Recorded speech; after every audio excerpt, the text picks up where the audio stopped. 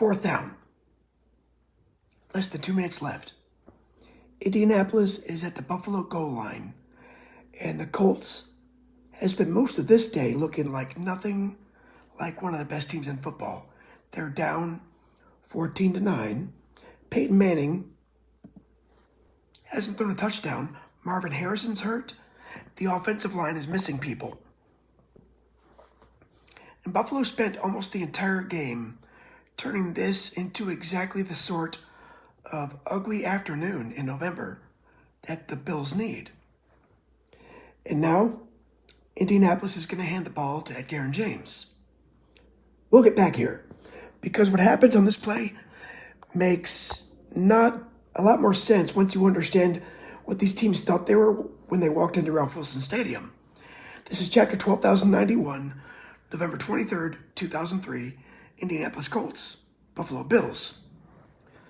This is one of those games that looks ordinary until you put it back where it belongs. Late November 2003, the AFC, it's crowded. Kansas City's 9-1, although the Chiefs had just suffered their first loss of the year in Cincinnati. New England, Tennessee, and Indianapolis, all 8-2. Over in the NFC, Carolina, also 8-2. So nobody's separated yet, but for Indianapolis, every Sunday matters because Tennessee is sitting directly beside them in the AFC South. The Colts are 8-2, but they aren't healthy. They beat the Jets 38-31 1 week earlier in a game where Manning threw for 401 yards. And Edgar and James ran for 127 with 3 touchdowns. James also became the Colts' all-time leading rusher that afternoon. That should have been a celebration, but instead, Indianapolis got on the plane for Buffalo, carrying an injury report that looks like somebody spilled coffee on the depth chart. Starting left tackle, Tariq Glenn, he's out. Starting tight end, Marcus Pollard, he's out. Hello, user BF7TL7UG8T. Brandon Stokely and Troy Walters aren't available, and Marvin Harrison, who missed the Jets game with a hamstring injury, he's coming back, but he's not close to normal. I like the Eagles like I like everybody else, but right now I am a Carolina Panthers fan through and through. But that's just this year. So Marvin Harrison, who missed the Jets game with a hamstring injury, he's coming back, but he's not yet close to normal. That matters because the Colts aren't the machine that we remember from later in the decade, but they're getting there. Tony Dungy's in his second season in Indianapolis. Manning, he's 27 years old. Harrison's established. Reggie Wayne's emerging. Dwight Freeney's in his second year. And the Colts, they've already produced one of the strangest wins in NFL history. Back on October 6th, they trailed defending champion Tampa Bay 35-14 with 5 minutes left Monday Night Football. They won 38-35 in overtime. So one thing Indianapolis already knows is this. The game is apparently not over until somebody physically removes Peyton Manning from the premises. Buffalo's story is almost the opposite. You remember how the 2003 Bills started that season? Because for about 2 weeks, Buffalo looked terrifying. They opened against New England. Lawyer Malloy, he got released by the Patriots just a couple days earlier, and he immediately signed with Buffalo. Then he lined up against his whole team, and Buffalo won 31-0. Tom Brady threw 4 interceptions, 4. Then the Bills went to Jacksonville and won 38-17. Drew Bledsoe threw for 314 yards. So Buffalo's 2-0, and they'd outscored their opponents 69-17. So after an 8-8 season in 2002, this looked like the year the Bills were coming back. They'd spent the offseason reinforcing the defense with Takeo Spikes, Sam Adams, and Jeff Posey. Then Lawyer Malloy falls into their lap. Bledsoe just threw for more than 4,300 yards in the previous season, and Eric Moulds was still producing like Eric Moulds. Travis Henry, he rushed for more than 1,400 yards in 2002. So the preseason forecast in the LA Times picked Buffalo to go 9-7 and reach the playoffs. That wasn't really a ridiculous prediction. It made sense. But then Buffalo's offense disappeared. Buffalo comes into this game 4-6. They've lost 3 in a row. They scored 5 at Kansas City, 6 at Dallas, 10 at Houston. 21 points in 3 games. Total. So Bledsoe gone from the guy who was supposed to complete the rebuilding project to a quarterback taking sacks and struggling to create anything downfield. Moulds was dealing with a torn groin, and Travis Henry, he's listed as questionable as well, with a broken bone just above his right ankle. Hello, Aurora Hacks. Henry's going to play anyway. Buffalo's playoff chances aren't mathematically dead. They're 4-6. But we're close to the point where math becomes just politeness. The Bills need this game. Greg Williams needs it too. There's already public speculation that Williams might not survive the season if Buffalo didn't start winning, and fast. The betting line had the Colts favored by 3. The expectation, it's reasonable. The Colts should win, but Buffalo's defense and the Indianapolis injuries ought to keep it pretty close. That's exactly what happens. For a long time, though it's almost nothing, Buffalo gets the football first and punts. Buffalo gets it, and they punt. Indianapolis gets it, they punt again. What? No touchdowns, first quarter. No points at all. And you can almost feel Buffalo getting what it wants. Slow the game down. Make Manning work underneath. Don't let this turn into Indianapolis running around indoors and scoring 38 points. Eventually, the Colts put together a 12-play drive and get inside the Buffalo 10, but the Bills hold them. Mike Vanderjagt kicks from 24 yards, 3-0 Colts. By the way, Vanderjagt, he won't miss a field goal all season, not even one. 37 attempts, 37 makes, 111 points. But Buffalo finally find something on its next possession. And the key play is made by the punter. 4th and 16 from Buffalo's 28. Brian Moorman, the punter, takes off. And they need 16 yards. He gets 21. First down. Because this series exists partly so we can stop in strange places, Moorman was not just a helpless punter who accidentally wandered into open grass. At Pittsburgh State, he won the NCAA Division II National Championship in the 400-meter hurdles 3 years in a row. 3 years in a row. He earned 10 track and field All-America honors. So when Buffalo decides to have its punter run on 4th and 16, apparently it's not as stupid as it sounds. And the drive continues. Travis Henry gets 12. Bledsoe finds Bobby Shaw for 14. Buffalo reaches the goal line, and Bledsoe sneaks it in from 1 yard. Touchdown. Touchdown! Bills 7, Colts 3. Excuse me.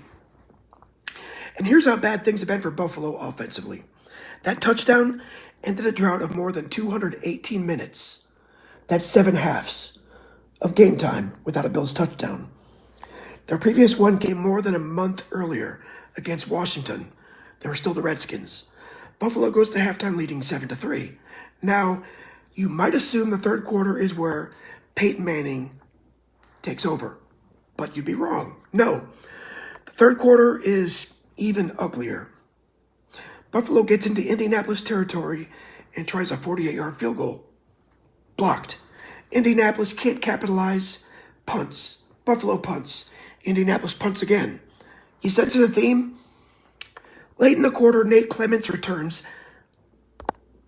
another Colts punt into Indianapolis territory, and this is exactly where Buffalo wants their game. They prevented Manning from finding rhythm. They're protecting their lead, and now they finally put together a scoring drive. Bledsoe hits Eric Moulds for 19. Henry converts a 4th down. Indianapolis helps with a penalty. The drive crosses into the fourth quarter, 3rd and 7 from the Colts 7. Sammy Morris takes the handoff. Touchdown. Buffalo 14, Indianapolis 3.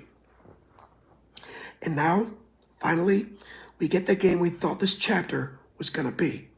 Peyton Manning, 11 points down, fourth quarter. Comeback. Except this really isn't a Peyton Manning game. It's an Edgar and James game. The Colts start moving right away. Manning gets them across midfield. Then James begins taking chunks. 6 yards. 2. Another 2. Now the ball's at the Buffalo 14. James gets it again, and he goes through the Bills for 14 yards. Touchdown. Indianapolis tries for 2 points, and Dominic Rhodes gets stopped cold. So it's Buffalo 14, Indianapolis 9. 10 minutes and change left, and Buffalo gets the ball back with a chance to answer. Travis Henry runs for 14 yards. Brian Moorman punts. Indianapolis gets the ball at its own 17 with 7:50 remaining. And this is the drive. Not a bomb, not a miracle, not a busted coverage. 16 plays, 83 yards. Manning throws underneath to James. He finds Dallas Clark, Aaron Moorhead, who winds up leading the Colts with 71 receiving yards in the game, gets 19. Then James starts grinding. Again, 5 yards. Another 5 yards. Manning finds Harrison for 8 on third down. And remember, Harrison's playing with a bad hamstring. He's not dominating anything. He finishes with 6 catches for 47 yards, but that 8-yard catch keeps the season moving along. Indianapolis reaches Buffalo's 3. James gets the ball. Nothing. 2-minute warning. James again. Again, nothing.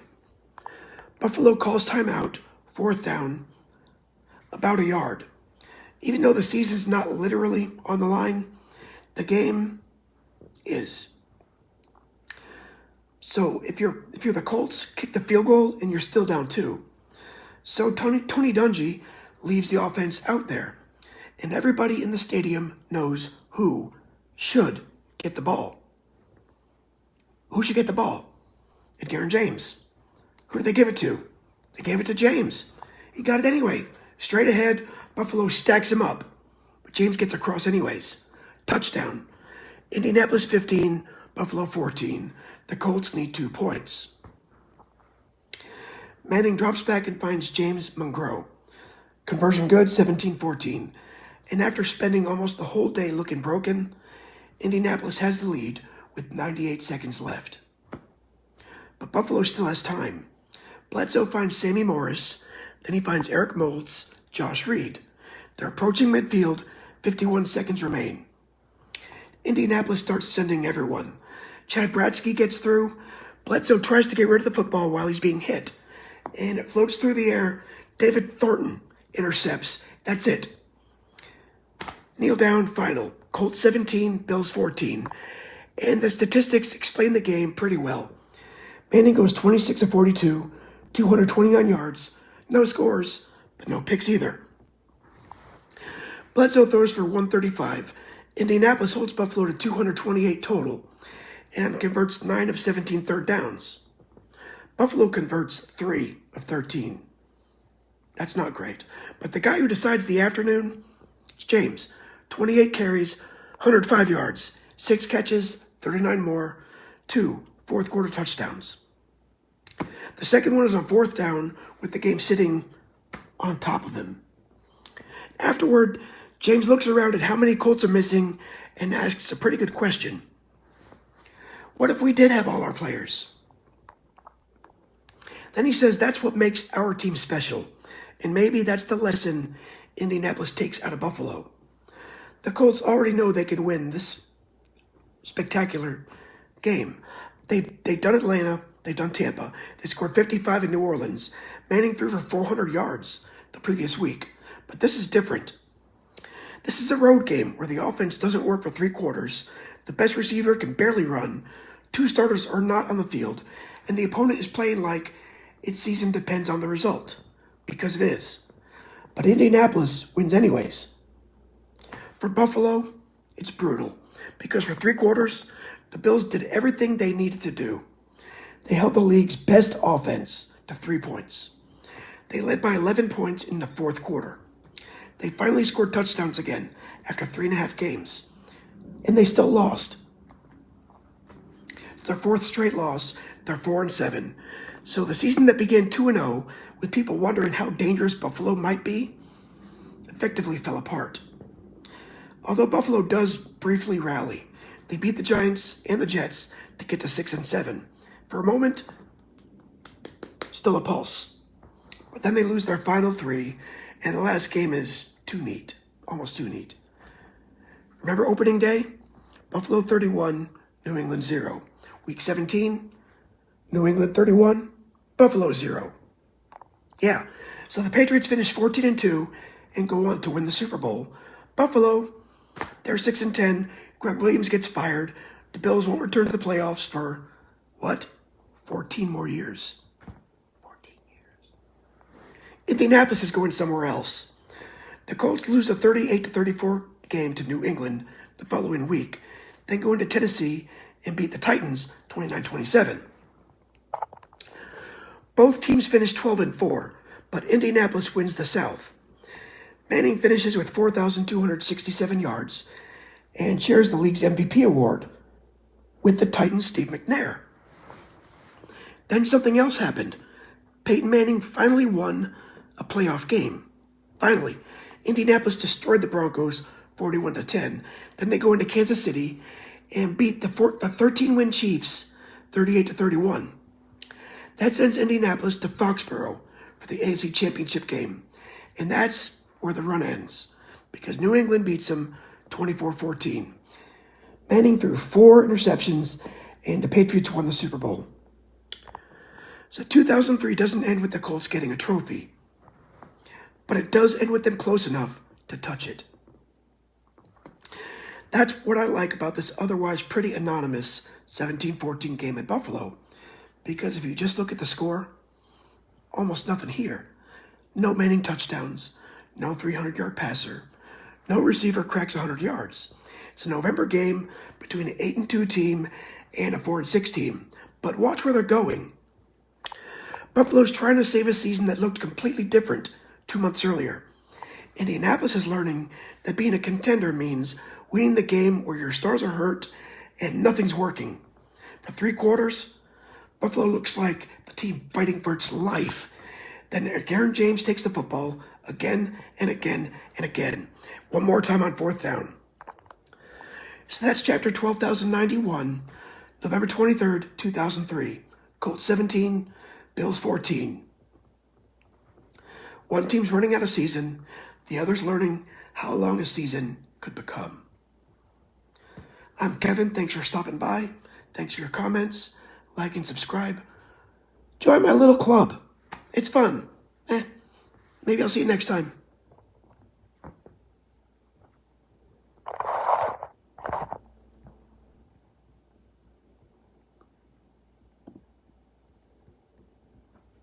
Subscribe slowly into a star. Join my little club. There already was one. It's fun. There's also a nice little family circle here. Jim's uncle, Steve Atwater.